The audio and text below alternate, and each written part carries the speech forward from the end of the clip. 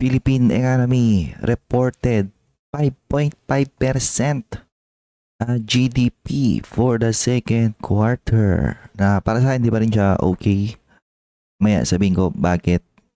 And because of that, medyo hindi siya nagustuhan ng stock market.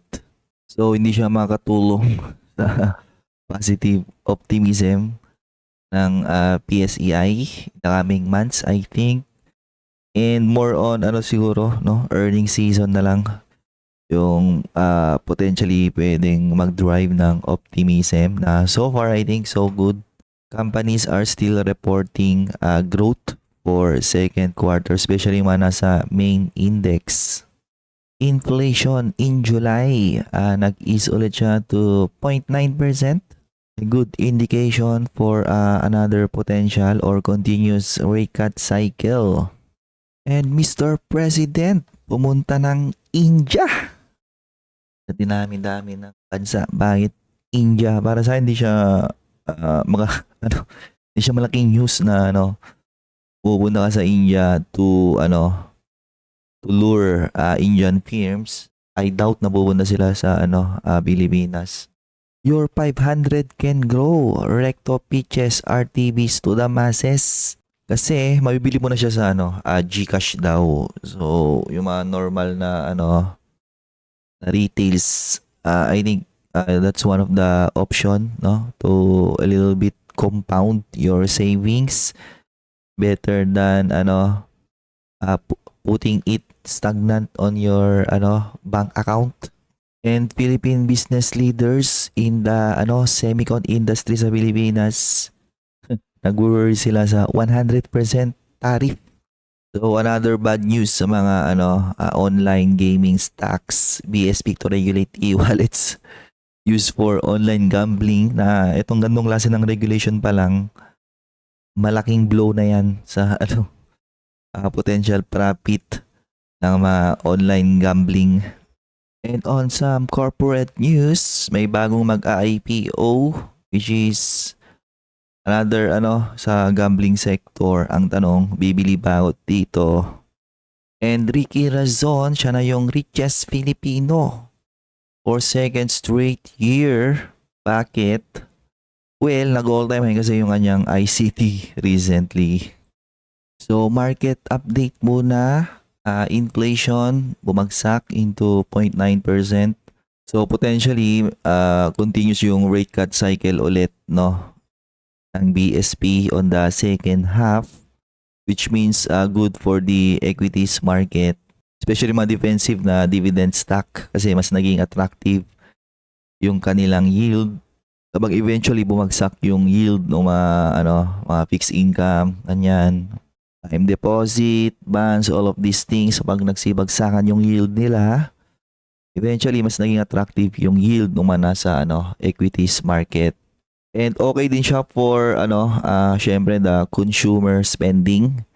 And it seems, based sa observation ko, yung mga nagre-report ngayon na mga consumer staple stock, I think nandun pa rin yung spending power ng mga Pilipino. And because of that, nadadrive pa rin nila yung profit growth ng mga consumer staple stocks. And the Philippines nag-report ng 5.5% na GDP lang, no? Parang halos similar na siya sa nire-report ng Indonesia. Indonesia is already a much bigger economy than the Philippines in terms of GDP. Napapantayan, halos pantay lang tayo, no? Mga malaliit na economy tulad ng Pilipinas, dapat talaga yan? At least 6%. Pero ang pinaka-target mo is 7% para talagang makahabol ka, di ba? Which is hindi nagagawa ng Pilipinas, pero nagagawa siya ng Vietnam. And all of those news hindi nagustuhan ng market. So gumagawa na siya ng rally, tuloy-tuloy, pero natigil kahapon because of that economic news or GDP news. Pero bumawi mamaya, di ba? Kasi re-report pa rin yung mga mga companies, yung mga malalaking nasa main index, they're still reporting higher growth, profit growth for the first half. You have ICT, malaking business to, no? I think around 1 trillion na yung market cap nito, reporting growth in the second quarter, first half. SCC DMC nag-report ng pangit na second quarter.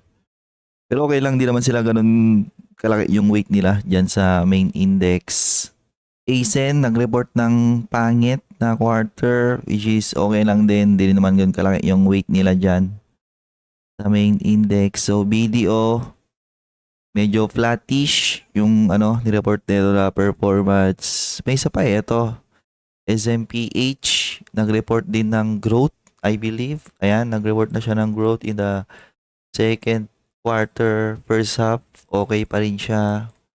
Siyempre, SMPH nasa yan, no? Property sector. So overall, yung mga malalaking companies na nasa main index, may malaking allocation kasi malalaki yung market cap nila. So far, they're reporting a better first half pero still not enough para mag-drive ng optimism sa ating SEI. So ito na yung year-to-date performances and still the worst performing. Update ko na ba to? So ito yung update ko na siya. Still the worst performing is PSEI. Siya lang yung red. Grabe. US market is doing well. International and emerging, mukhang nagrarally na naman. Southeast Asia, medyo gumagalaw na rin sila pangat.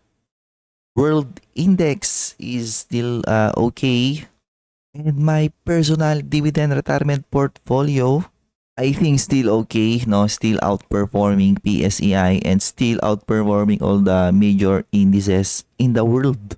So earning season na and gumagawa na naman ako ng aking mga updates and additional contents in my Patreon. And if you want more of my investing topics, my personal analysis as well as my discussion of my personal dividend retirement portfolio, exclusive access on my community chat, check the pinned comment. Fear and Greed Index, naubusan natin ng optimism yung yung US market na I think maubos yan sa second half, no? I think magkakaroon ng madaming job layoff, no, sa second half sa USA that will drive pessimism, no? I think eventually makita na yung resulta ng pinagagawa ni Donald Trump.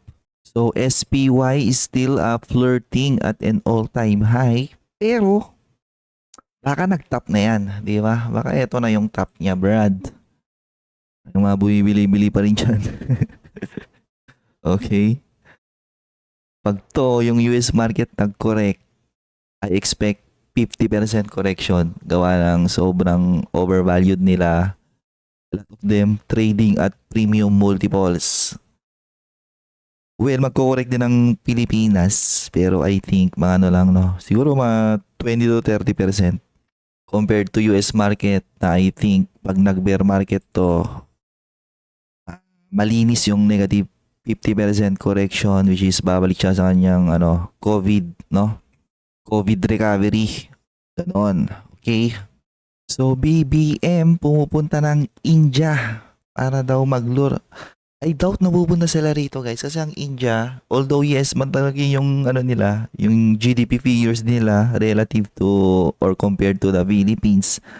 However, madami pa rin diyan sa India eh. Yung yung disparity ng wealthy individuals versus poor individuals sobrang layo. So ang dami pa nilang kailangang i-lift diyan out of poverty. Kaya yan, magfo-focus yan sa sa sarili nilang bansa. And in fact, kapag nakapagtrabaho ka sa ibang bansa, especially yung mga related sa technology, innovation, engineering, alam mong kalaban mo yung mga Indiano na yan eh. Ha? Tubig at mantika yan eh. Pagdating sa sa mga ganong klase ng field. In fact, binabanatan na rin ngayon ng India yung BPO industry. So kalaban mo na rin yung mga yan. So itong visit niya na to, I doubt na makakuha siya ng material result sa India. Instead, dapat ang nililigawan ni BBM yung Dapat bumalik na siya sa China. Kasi ano daw kasi, tuta ng China eh. Di ba? Kung ako lang personally, bumalik ka na sa ano, China. Yun yung ligawan mo ulit, no? Kasi a lot of these ASEAN nations, ASEAN countries, China yung nililigawan nila. Nandun yung bread and butter growth ngayon na potentially makatulong sa'yo. Okay? Pero ano daw kasi, South China Sea, West Philippines Sea. Sige, bahala kayo dyan. So, semiconductor industry ng Pilipinas nangangamba sa 100%. Wala na, guys. If you've been following or observing at least the semiconductor industry ng Pilipinas, yung mga listed na semiconductor industry, or just say yung mga listed na semiconductor company sa PSE, wala eh. Nangyayari sila matagal na. And with 100% potential tariff on semiconductors, mas mayari pa sila, di ba? Maghanap na sila ng iba nilang potentially pwedeng pag-exportan. And in fact, maski naman wala yung ganito eh. Talagang talong-talo tayo sa semiconductor industry ng China. Mas maganda yung pinoproduce nila and mas cheaper in price. Yun yung specialty nila eh. Yung mag-produce ng isang produkto na makapag-compete in a certain quality standard and mas mura, di ba? Hindi, China kasi, made in China, bulok. Ganun, ganun. Guys, ang mga pupunta sa Pilipinas, yung mga low quality kasi, yun lang yung kayang bilhin ng majority ng Pilipino. Ang majority ng Pilipino mayayaman, malamang yung i-export nila rito yung mga high quality din, yung mga matitibay. Ganun yun. Bad news for the gaming sector, online gaming sector na pag eto, no, kahit tanggalan mo lang ng access yung mga e-wallet sa online gambling, wala na eh. Mahirapan nang magsugal yung madaming Pilipino, sa totoo lang.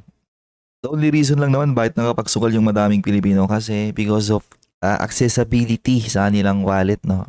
Pa-top up lang, cash in, ganyan. Pwede na magsugal. Tanggalin mo yun, wala na, tatama rin na magsugal yung iba dyan eh. Kasi wala na yung convenience nila na mag-top up, mag-cash in, tapos pag nanalo sila, di ba? Wala na yung convenience na mag-cash out. So dito pa lang, I think, na to? It's already over for a lot of the growth prospect ng online gambling sector. Kahit yung lang yung regulation lang na i-block mo yung mga minor, ganyan. Or lakihan mo yung pwede mong i-cash in sa sa mga gambling app. Doon pa lang eh. Wala na, sira na yung business model ng mga gaming or gambling apps.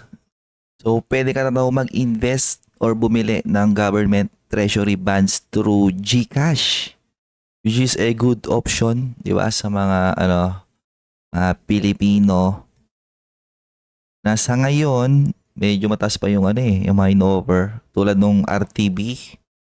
Ito I think nasa 6%, 6% yield and 5-year yung time frame. Pero 6% pababa siya compared sa MP2. So I think mostly ng mga retails pipilin pa rin nila yung MP2 gawa nga ng nasa ngayon, nasa 7% yung offer niya na yield. Pero ako personally, hindi ako attracted sa mga treasury bonds or any bonds out there, no? Because I think the equities market will always outperform the bond market massively.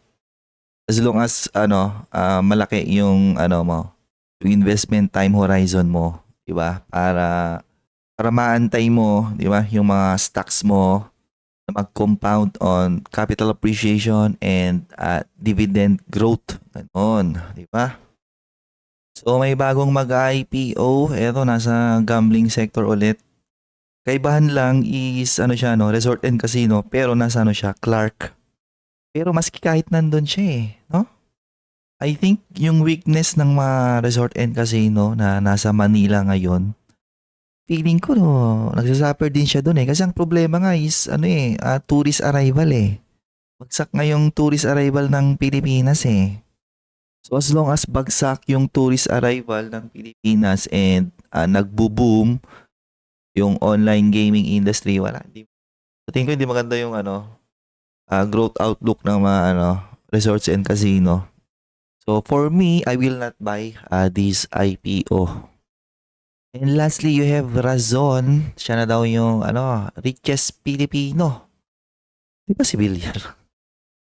So ano yun, naungusan niya si Villar. Pero etong si Razon, may laman talaga yung net worth nito kasi nga may laman yung ICT eh. Okay. So ICT ayun no, close to 1 trillion na yung market cap niyo. Ayun no, di ba? Kaya lumaki yung net worth niya eh. And eto, ano talaga to, highly profitable and cash flowing business. May laman, ika nga.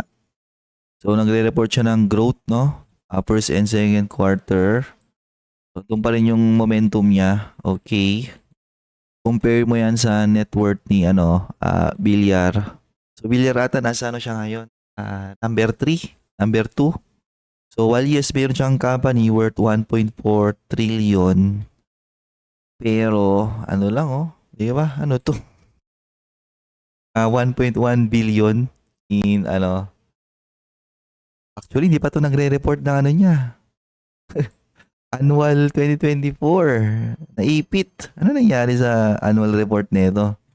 Yung kay ICT kanina, yun naka-USD yun. Kaya ganun lang yung figures niya. Ito, ayan USD in 1,000. So pag i-convert mo to into PHP, yan, in billions yan.